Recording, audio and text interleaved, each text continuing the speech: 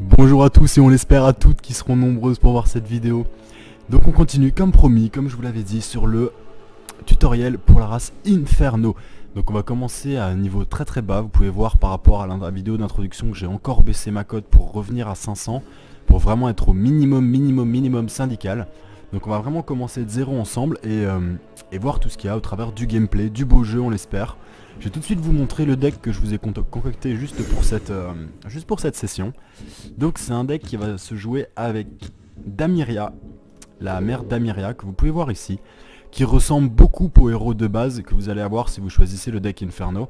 Tout simplement parce qu'elle a le même pouvoir, donc elle utilise le feu. Les pouvoirs du héros sont toujours affichés ici à droite. Elle utilise le feu et la magie de terre. La magie de terre, vous ne l'aurez pas, mais pour vous montrer dans cette vidéo, je n'ai pas mis de magie de terre dans mes sorts. Donc il n'y aura que de la magie de feu ici. En sachant qu'avec le héros de base, de mémoire, vous aurez la magie neutre en fait, donc c'est un espèce de petit signe infini comme ça, violet, qui permet de dispel et ce genre de choses. Sinon au niveau des statistiques, elle est plus ou moins pareille que les héros neutres. Pourquoi je n'ai pas choisi le héros neutre? Eh ben c'est très simple mes amis, parce que, regardez mes héros, je ne l'ai plus. Comme je l'ai dit dans une vidéo d'introduction, comme j'ai les 4 autres héros Inferno, j'ai les 4 spéciaux, j'avais pas vraiment besoin de garder le héros du début, et j'ai simplement sacrifié dans la fosse au sacrifice pour choper une carte. Du coup, on va devoir se débrouiller avec Damiria, mais rassurez-vous, c'est exactement la même chose. En fait, vous aurez même un avantage parce que vous aurez 2 points de destinée, alors que moi je n'en ai qu'un. Et vous aurez la magie neutre, alors que moi j'ai la magie de terre que je n'utiliserai pas, pour vraiment être dans les mêmes circonstances que vous. Bon, vous n'aurez pas de pouvoir non plus, elle a un pouvoir spécial, mais qui est utile à haut niveau, hein. À bas niveau ça sert vraiment pas à grand chose ce sort, et je ne l'utiliserai pas volontairement. Alors pour vous parler un petit peu du deck, rapidement avant qu'on attaque directement, parce que ce qu'on veut c'est bouffer du ladder et botter les culs. Ce qu'on voit ici, ce sont les cartes que j'ai choisies pour ce deck. Donc c'est simple, ça va être un deck en 5, 4 et 2. C'est-à-dire que pour arriver au maximum de mes cartes, vous pouvez le voir, les cartes les plus élevées en créature sont celles-ci. J'ai choisi des cartes également faciles à avoir, hein, des cartes vraiment accessibles. C'est pour ça que j'ai volontairement mis aucune carte à 6 ou 7 d'invocation. Ce sont des cartes faciles, accessibles, c'est un très bon deck, il est très bien monté, accessible à tout le monde, facilement jouable. Donc il va demander 5 de coups d'invocation en force en créature, vous pouvez voir la dernière créature elle demande 5, c'est la plus élevée. En magie, je nous ai mis des sorts de feu jusqu'à 4, parce qu'au début ce sort-ci vous aidera énormément. C'est une AE de feu, elle est vraiment très pratique. Et j'ai mis celui-ci qui permet d'infliger des dégâts critiques. C'est souvent du one shot, si vous calculez bien votre coup c'est souvent du one shot. Et j'ai mis celui-ci qui est très bon, que moi j'aime beaucoup, que j'utilise d'ailleurs dans mon deck personnel. Infliger 2 points de dégâts à la créature ciblée, voilà, il n'y a rien à augmenter, ça coûte 1, ça permet vraiment de surprendre l'adversaire qui croit avoir juste les PV suffisants que pour pouvoir survivre, c'est vraiment top, ça coûte rien, il n'y a pas d'investissement, c'est vraiment que du bonheur cette carte là. En fortune, qu'est-ce que je nous ai mis? Du très basique. Ceci permet de bannir 3 cartes ciblées de notre bibliothèque, puis de remélanger la bibliothèque et de piocher une carte au hasard. En fait, par exemple, vous pouvez l'utiliser quand vous êtes en late game, et que vous n'avez pas envie de piocher une carte qui va être à 1 ou 2 d'invocation, c'est le moment où il faut cracher des cartes qui sont puissantes, vous avez des points en trop, il faut envoyer quoi. Du coup ce que vous faites, vous invoquez cette carte si vous l'avez, vous l'utilisez, et vous bannissez les cartes les plus faibles de vos decks, pour vous permettre d'invoquer des cartes plus puissantes, en fait, de privilégier les cartes les plus puissantes. Voilà. Cette carte-ci est toujours pratique à jouer. Bon, vous pouvez passer outre hein, si vous voulez mettre plus de créatures, remplacer les 4 que j'ai mis. Mais moi je l'aime bien parce qu'il me fallait quand même quelques cartes créatures. Je voulais quelques cartes destinées, pardon. Je voulais vous montrer un petit peu ça que je vous avais pas montré au préalable. Cette carte permet en fait de bloquer l'adversaire. En sélectionnant un archétype, créature, sort ou fortune. Chaque fois que l'adversaire jouera une carte de ce type, il doit s'en défausser d'une autre. Vous vous apercevrez vite qu'avoir beaucoup de cartes en main, c'est très pratique parce que ça vous permet d'avoir le choix. Et à cause de cette carte-là, vous pouvez forcer votre adversaire, dès qu'il joue une carte, à en jeter une. Ce qui vraiment le met dans une situation rapidement délicate. C'est une carte qui coûte pas grand-chose, aucun investissement et qu'un seul point. C'est vraiment une carte bouche-trou, assez pratique, assez puissante. Et finalement, en 2 points d'invocation, là je suis monté un petit peu plus haut parce que ça c'est une carte que j'adore, qui fait partie du jeu uniquement Inferno, et c'est une excellente carte mes amis. Elle, ça vous permet de regarder la main de votre adversaire, donc non seulement vous regardez la main de votre adversaire, vous prenez de l'info Vous savez ce qu'il a, vous savez s'il a des sorts, si vous avez quelque chose à craindre, vous savez s'il a des grosses créatures ou si s'il est dans le caca. Vous pouvez tout savoir grâce à cette carte. Et non seulement, en plus de tout savoir, vous allez pouvoir piocher une carte qui vous arrange dans son deck, dans sa main. Vous allez pouvoir prendre une carte et la jeter tout simplement. Vous voyez un sort qui vous arrange pas, vous le prenez, vous le foutez à la poubelle. C'est du bonheur. Cette carte là peut sauver des vies, elle est vraiment très bonne. Elle demande un tout petit investissement mais elle coûte pas cher. C'est vraiment très bien de l'avoir, voilà. Donc c'est un deck assez équilibré, vraiment que j'ai voulu accessible, qui est limité à 59 cartes, donc c'est le minimum pour pouvoir avoir un deck. Un deck viable en fait pour pouvoir jouer, tout simplement il faut avoir 59 cartes dans son deck. Ça n'est pas forcément un deck surpuissant sur tout ce que vous voulez, parce que je l'ai voulu volontairement accessible à tout le monde. J'ai volontairement choisi des créatures pas faibles, mais qui sont vraiment, qu'on a très rapidement, qui sont pas très très dures à avoir. Et avec ça, mes amis, je vous garantis qu'avec un deck comme ça, il évoluera au fil du temps. Je rajouterai des cartes plus puissantes, mais pour l'instant on se contente de ça. Je vous garantis qu'avec un deck comme ça, si vous jouez comme je vais vous le montrer maintenant, sûr et certain, vous montez à 1000-1200 de cote. Il n'y a aucun doute là-dessus, mes amis. Je vais tout de suite vous faire une petite démonstration. On a assez blablaté. On va tout de suite attaquer le ladder. Non, je ne vais pas enregistrer les modifications. Donc on vérifie bien, donc Inferno, on voit bien que c'est Damiria, donc ouais c'est le bon deck. On va utiliser une amélioration d'or pour augmenter leur gagné, ça me servira comme ça à l'occasion, j'achèterai un deck devant vous, un pack, et on verra ensemble ce que c'est d'unbox, un petit pack qu'on a acheté dans la boutique. Allez c'est parti tous ensemble, j'espère qu'on aura un bon petit adversaire intéressant et pertinent. Et donc voilà, ça commence directement avec un ami Nécropole. Comment il s'appelle? Syrah, voilà. Donc lui, il a choisi Seria comme héros et il s'appelle Syrah, c'est peut-être pas pour rien.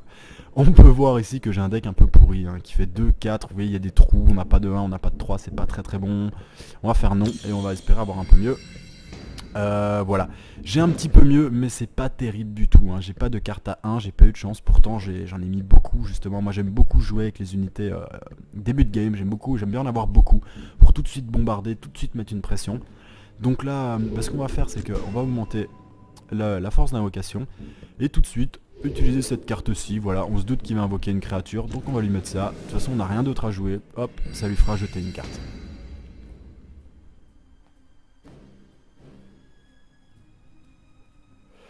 Donc on a notre ami Syrah qui a l'air d'être un petit peu dans le mal. Là on est en début de partie, il devrait savoir ce qu'il veut jouer. Ce qui est étrange c'est qu'il a 520 de côte. Donc à mon avis c'est un joueur qui comme moi a fait expressément chuter sa côte et sa côte est coincée, vous voyez. Donc là voilà, comme prévu, ma carte fait, il joue une créature, du coup il va devoir en jeter une. Et on voit qu'il jette assez rapidement et on peut voir qu'il a jeté un sort. C'est un sort de Slowpoke, c'est un sort qui permet de faire des dégâts directs à l'adversaire. Donc il risque de pas jouer ça, hein. Il a augmenté comme prévu sa force pour pouvoir invoquer sa liche. Donc tout est bon. Donc sa liche ici est de niveau 2 d'invocation. Je vais moi-même augmenter ma force et lui invoquer ceci qui va lui mettre la rage. Cette carte là ne peut pas être attaquée par une unité de niveau inférieur ou égal à 3. Sa carte est de niveau 2, donc je ne peux pas l'invoquer parce qu'elle est de niveau 4, j'avais oublié. Elle est niveau 4 mais elle coûte 2, il y a une petite traîtrise. Donc ça je vous avouerai que ça m'arrange pas du tout parce que là je ne peux pas invoquer. C'est un très mauvais mulligan que j'ai eu. J'avais complètement oublié ça, je comptais sur lui. C'est traître, hein, la plupart des cartes ont un coût d'invocation égal à leur coût en force. Donc je me suis un peu fait avoir sur ce coup là. Mais maintenant on va tout de suite corriger ça en mettant cette carte là. Voilà, donc là en mettant ceci il ne pourra pas m'attaquer avec aucune des deux cartes.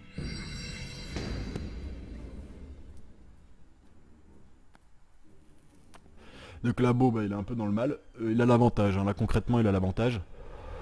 Surtout que pour un joueur de ce niveau, il a quand même des bonnes cartes. Enfin ça c'est pas méga ouf comme carte, mais ça se voit pas dans les premiers decks, vous avez pas ça quoi. Donc c'est déjà un mec qui a acheté pas mal de cartes. Et vous voyez là il a essayé d'attaquer, il a ouvert ses cartes pour essayer de m'attaquer. Vous le voyez, hein, quand le mec clique, vous voyez sur le côté ce qui s'affiche. Et il a voulu m'attaquer, il ne le peut pas. Donc qu'est-ce qu'il va faire? Le mieux à faire pour lui serait de bouger ses cartes. S'il ne le fait pas, c'est vraiment bête. Ou alors il compte sur sa riposte, ce qui est pas bête. Ouais, voilà. Il compte sur sa riposte. Donc ici on a une créature, comme je vous le disais, un peu spéciale, un peu ennuyante. Elle est incorporelle, donc les dégâts physiques elle ne recevra que la moitié, ce qui m'arrange pas du tout, vous voyez. Donc je suis un peu embêté, surtout que cette carte là tape assez fort, elle tape à 2 avec 2 d'infection. Donc c'est un peu emmerdant. Ce qu'on va faire c'est qu'on va se mettre cette carte-ci. Lui va taper mon héros mais c'est pas très grave pour le moment. Et je lui taperai comme ça, cette unité là peut taper en changeant de position en fait, sans changer de position pardon. Donc c'est assez pratique, voilà.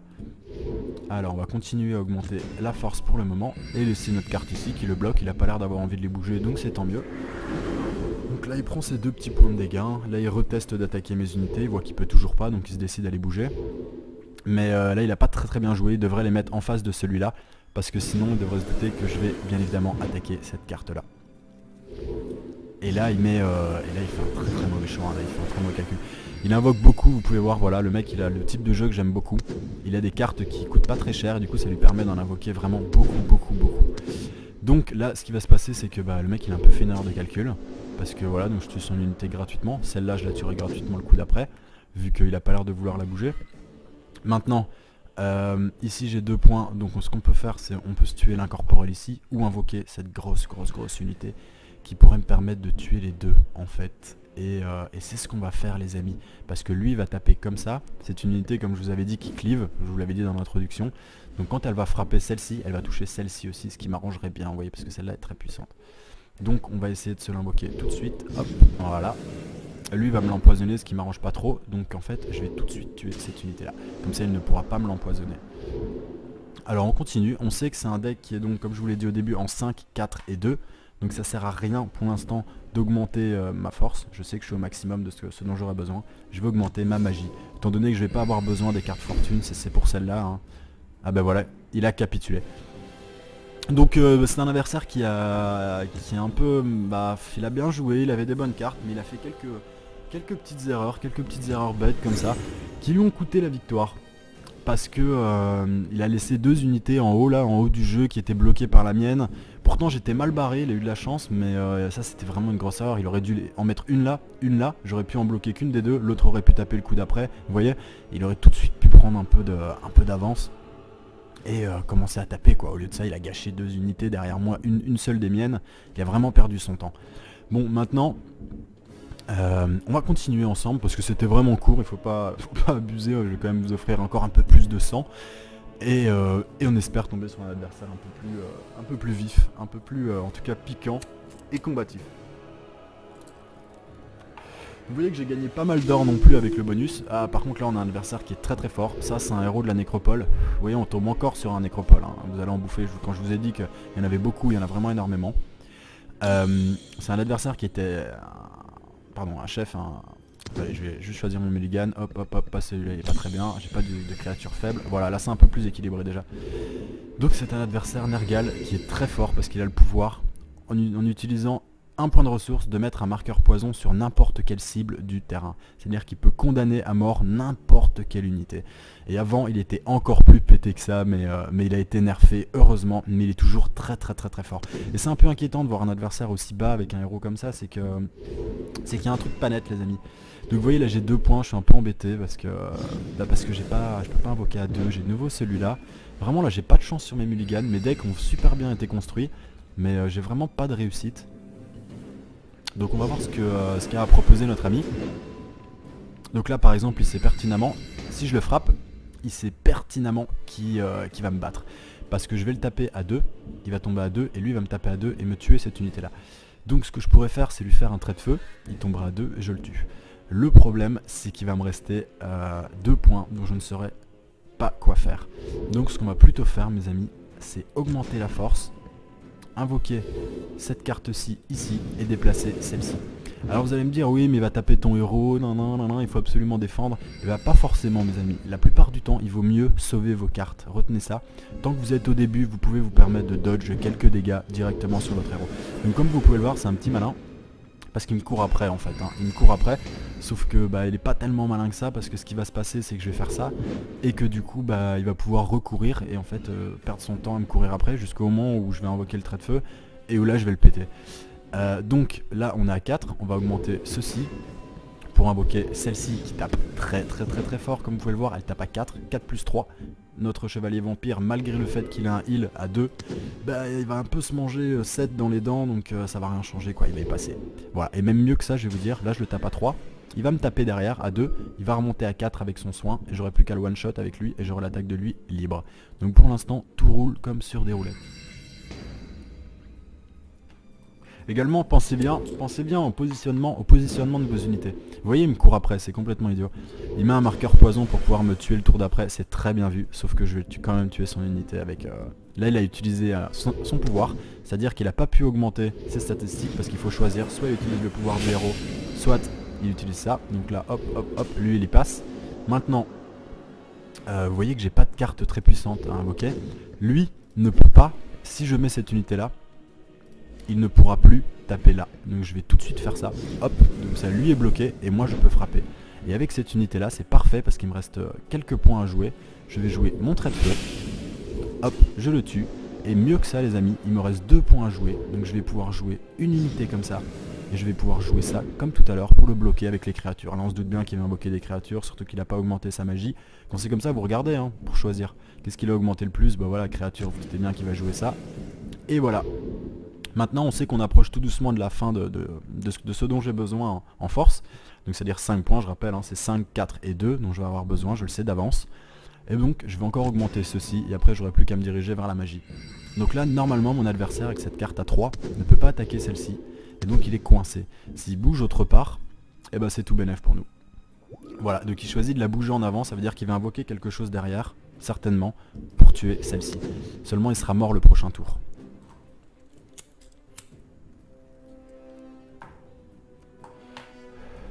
Voilà, donc on a l'adversaire qui encore une fois capitule, pas par manque de stratégie comme vous voyez. On parlait justement du fait que oui j'avais un héros et tout, un spécial, on parlait des héros spéciaux. Bah là dites-vous bien que Nergal, le héros que vous venez de voir de côté Nécropole, c'est un des meilleurs héros du jeu. Il est vraiment très très fort, il est très puissant en VHL, à très haut niveau. Vous allez en voir beaucoup. Et bien qu'il y ait eu le nerf, il reste très puissant. Donc vous voyez le mec il a des très bonnes cartes. Mais il s'en sort pas et il se fait battre bêtement. Le mec il a bêtement couru après mon unité au lieu d'en profiter pour DPS mon héros et en se disant ouais bah c'est moi qui DPS le premier, du coup j'ai l'avantage. Il a perdu son temps, tout comme l'adversaire d'avant, donc c'est vraiment quelque chose à ne pas faire.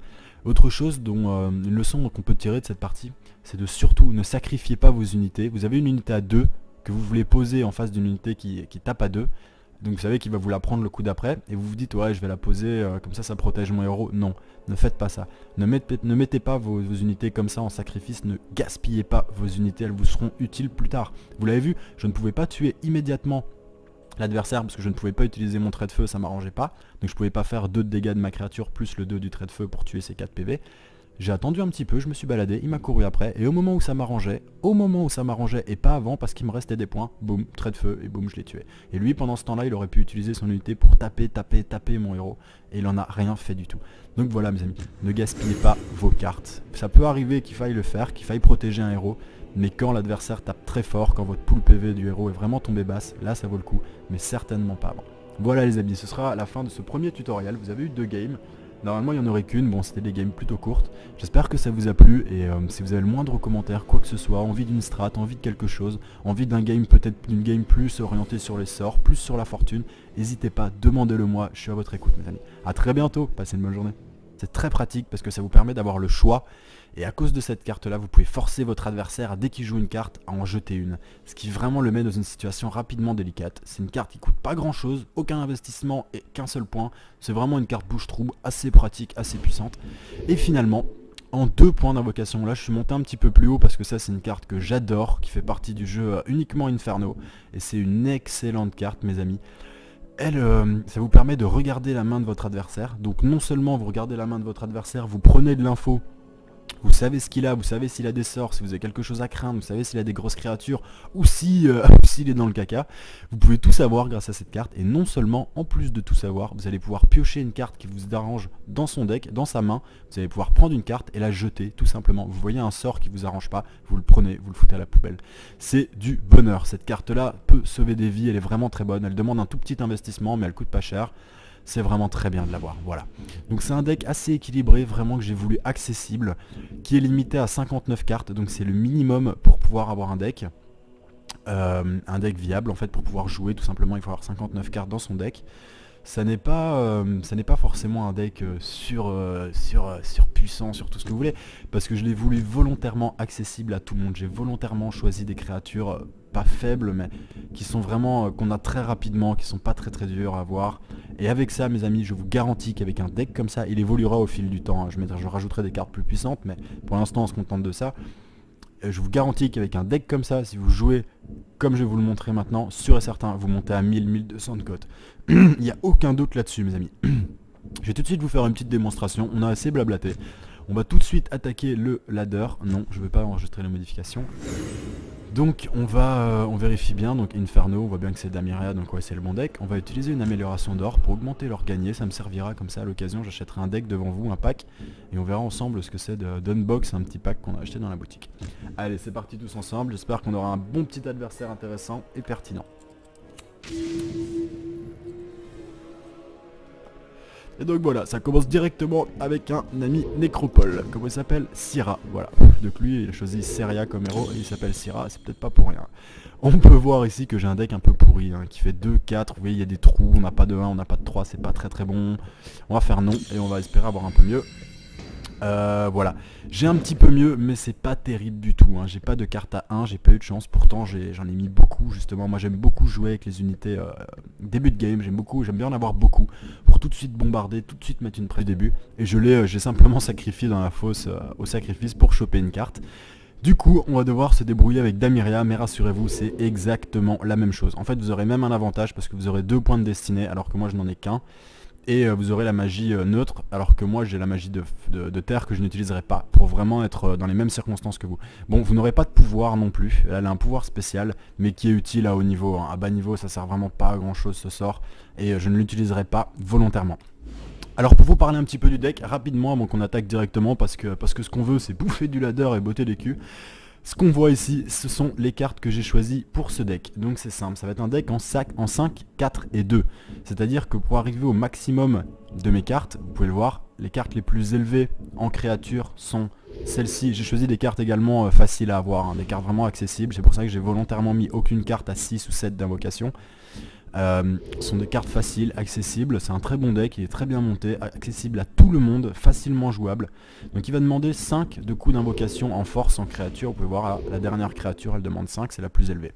En magie, je nous ai mis des sorts de feu jusqu'à 4, parce qu'au début ce sort-ci vous aidera énormément. C'est une AE de feu, elle est vraiment très pratique.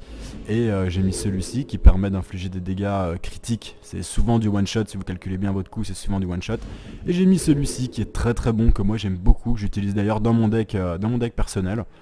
Infliger 2 points de dégâts à la créature ciblée, voilà, il n'y a rien à augmenter, ça coûte 1, ça permet vraiment de surprendre l'adversaire qui croit avoir juste les PV suffisants que pour pouvoir survivre, c'est vraiment top, ça coûte rien, il n'y a pas d'investissement, c'est vraiment que du bonheur cette carte là. En fortune, qu'est-ce que je nous ai mis? Du très basique. Ceci permet de bannir 3 cartes ciblées de notre bibliothèque, puis de remélanger la bibliothèque et de piocher une carte au hasard. En fait, par exemple, vous pouvez l'utiliser quand vous êtes en late game, et que vous n'avez pas envie de piocher une carte qui va être à 1 ou 2 d'invocation, c'est le moment où il faut cracher des cartes qui sont puissantes, vous avez des points en trop, il faut envoyer quoi. Du coup ce que vous faites, vous invoquez cette carte si vous l'avez, vous l'utilisez, et vous bannissez les cartes les plus faibles de vos decks, pour vous permettre d'invoquer des cartes plus puissantes, en fait, de privilégier les cartes les plus puissantes. Voilà. Cette carte-ci est toujours pratique à jouer. Bon, vous pouvez passer outre hein, si vous voulez mettre plus de créatures, remplacer les 4 que j'ai mis. Mais moi je l'aime bien parce qu'il me fallait quand même quelques cartes créatures. Je voulais quelques cartes destinées, pardon. Je voulais vous montrer un petit peu ça que je vous avais pas montré au préalable. Cette carte permet en fait de bloquer l'adversaire.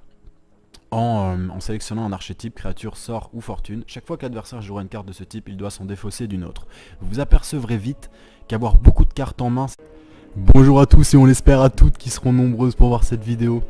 Donc on continue comme promis, comme je vous l'avais dit, sur le tutoriel pour la race Inferno. Donc on va commencer à un niveau très bas. Vous pouvez voir par rapport à la vidéo d'introduction que j'ai encore baissé ma cote pour revenir à 500. Pour vraiment être au minimum syndical. Donc on va vraiment commencer de zéro ensemble et voir tout ce qu'il y a au travers du gameplay, du beau jeu on l'espère. Je vais tout de suite vous montrer le deck que je vous ai concocté juste pour cette session.